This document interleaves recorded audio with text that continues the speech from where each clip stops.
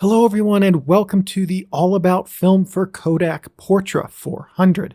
We're going to talk about how to use this film, some characteristics, technical details, and I'll share sample images across multiple formats. Portra 400, as we're going to call it for brevity, is a fast film available regularly in 35mm, 120, 4x5, and 8x10.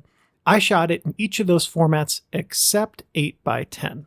My recommended rating for this film is anywhere from 400 to as slow as 200 to obtain your best results, though I did accidentally once shoot this stock at 25 ISO, and while the negatives were exceedingly thick, the images did come out as completely recoverable. Portra 400 is quite, well for me anyway, it was quite tolerant of exposure mistakes, and I'm sure I made a lot of those, and that includes on the underexposure side. For me, this is a really good stock if you want to have excellent negatives and don't want to worry so much about exact precision in your exposure settings. I don't recommend shooting it at 800 because the negatives will be a hair thin, at least for my taste, and quite honestly, why bother shooting this at 800 ISO when you could just use Portra 800 instead and have properly dense negatives. My personally preferred format for this was 120 with a couple of asterisks. I did not shoot it at 8x10, though I do kind of wish I had, and I might actually still go back and do that someday. I did enjoy the one box of 4x5 I bought for this stock and used it for some of the lab and home scan comparisons, but honestly for sheet film, this can be a hard stock to use in settings other than in studios or evening light, due solely to the film's speed and the minimum exposure times on large format shutters. On 8x10, for instance, one of my lenses has a blisteringly fast minimum shutter speed of 1/75th of a second. Another one, by comparison, has a blisteringly fast shutter speed of 1/45th. Those are really slow minimum shutter times. So let's go back to that one that has a 1/75th of a second fastest minimum shutter speed. In full sun with Portra 400, that means I need to have a minimum aperture. I can go no larger than around f40. Now that's fine for landscapes, but it's not really fine for portraits or similar uses like that. And quite frankly, as I think the sample photos in this video show, this is not a film that is really well suited for landscapes. It's not what this film does well. Or I should say, it's not what this film does best. Digital conversion is good.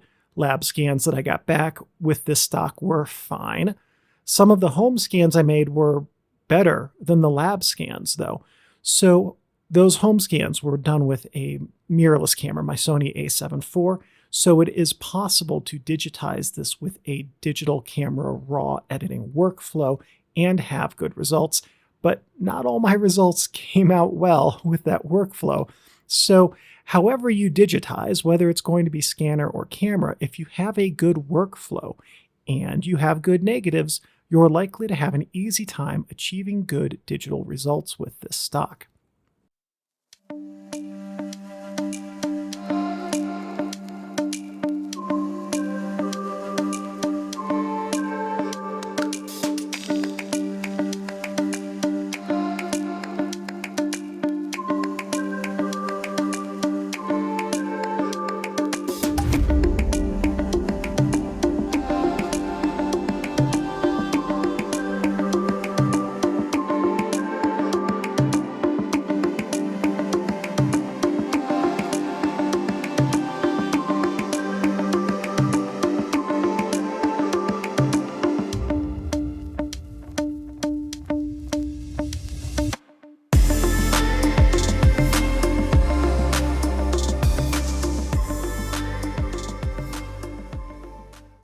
Grain on 35mm is present and adds a lovely texture to the images.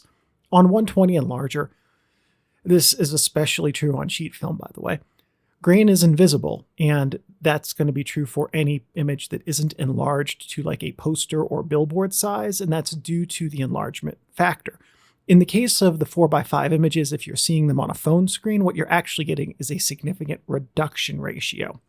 So realistically, unless you're really, really enlarging your 120 and 4x5 negatives, you're not going to get any grain on those. And the grain from this on 35mm is really pretty good. Tonality and tonal range were good, but they depend a lot on lighting. I like this film more in lower light, where the images had a bit more drama. And that's to say the shadows were darker, and the highlights, when present, a little bit more blown out, at least relative to the shadows. Now, I usually don't go for that look in film, but for Portra 400, I did not often like the daylight image results.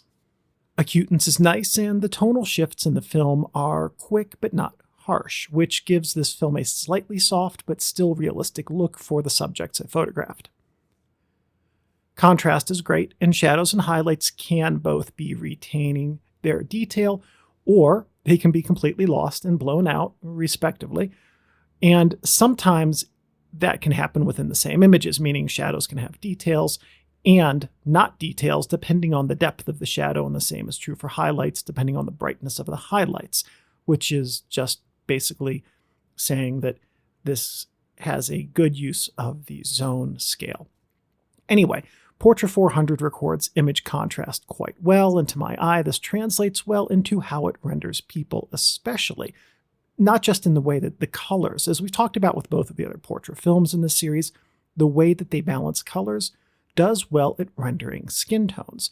But with this film especially, more than the other two, 160 and 800, I like the way that this film renders shadows and highlights, and I think that it specifically is very flattering to human subjects because of that characteristic. Now, we talked earlier about grain. On a technical note, this is Kodak's third sharpest color negative film, and Kodak gives it a print grain index of 37, which is perceptibly better than ProImage 100, Gold 200, and Ultramax 400.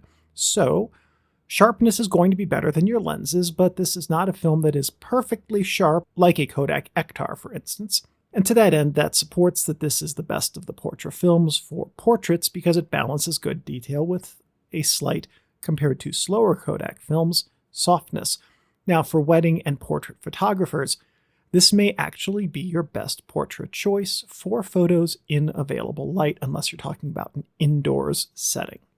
The spectral sensitivity curve is used to describe the film's relative sensitivity on the y-axis to visible light colors, which are on the x-axis by wavelength.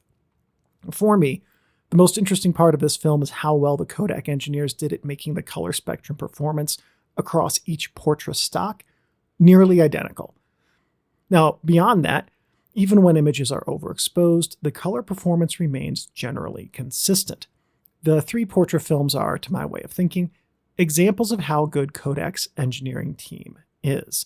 And let's bear in mind that film emulsions are not static things. What I mean by that is the chemicals used in them become more and less expensive, or sometimes they're regulated out of existence or availability. Film emulsion engineering requires continual work to make film emulsions perform in the same way as previous formulations over time with different chemicals. And I would be shocked if someone could prove that the emulsion formulations on the Portra stocks today are chemically down to like the exact percentage, identical to what they were when Kodak first released the films.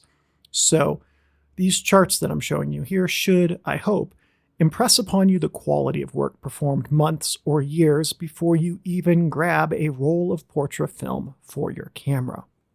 Kodak once again does a stellar job of ignoring reciprocity failure on their datasheet, saying only, in sum, for critical applications longer than a second, do test shots. Honestly, always good advice, but it would be nice to have some guidance on potential color shifts and exposure lengths for longer exposures. This curve is going to be a bit like, but also different than, the spectral sensitivity curve. Now, the spectral sensitivity curve looks at the way the film sees, for lack of a better word, visible light, the same spectra that we see, and very slightly outside of it with some films. So where the spectral sensitivity curve shows how well the film can record each wavelength under ideal exposure settings, This dye density curve chart shows how dense the color layers become when recording the wavelengths. The dye density curve presents data regarding total absorption by each color dye in the film, which is along the y-axis, measured against a particular wavelength on the x-axis. The visual neutral density is 1. So that's how you can gauge whether the dye is denser or less dense than visual neutrality. A key and interesting point in this chart is how dye density and, resulting from that, color will be affected by exposure. Images with underexposure will have less red, relative to other colors especially, than images with proper exposure. Also, we see that underexposure causes dye density on the cool side to be relatively greater than the dye density on the warm side, which is likely to skew your underexposed images cool. Any Kodak film is a great film to have as your favorite. Kodak Portra 400, however, is a standout choice in that lineup as it delivers stunning images in every format and across subjects. At 400 ISO, this film can be used in most any setting, provided you have the right camera for it. As a film that spans 4 different film sizes on a regular basis, Portra 400 is a film that multi-format shooters can use to achieve uniform results with any camera across formats. A checklist of desirable features in a color-negative film would almost point for point match what Portra 400 offers, and honestly, I can't really think of anything else that needs to be said.